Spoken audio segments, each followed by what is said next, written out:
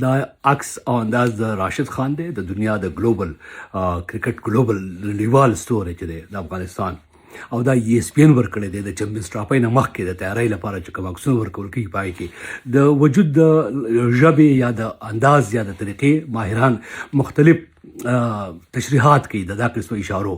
د دې اشارې دا مطلب هم کېدای شي چې الموی یو نوی خطرناک بال سره روان یم، انداز سره روان یم.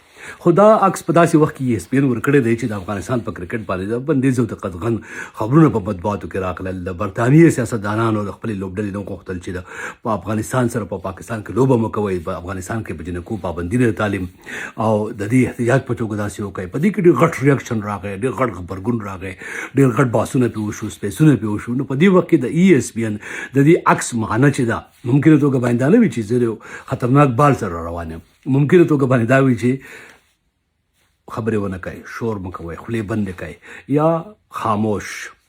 د هندوستان د یو مشهور فلم یو مشهور ډایلاګ دی خاموش.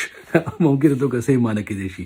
تصویر ما هم ولیده او ډېر باس پرې روان دی او د تصویر هم بیا خلکو ډېر زیات خپور کړی دی او ډېر زیات خوند ترې اخلي. نو ما نن ولیده، ما ویل چې دې تصویر معنی قسم کېدای شي، خو وخت چې کم دی، ټایمنګ چې دی دا میټرز کېږي. د دې وخت ډېر اهمیت دی په دې وخت کې، دا خاصه توګه باندې شاید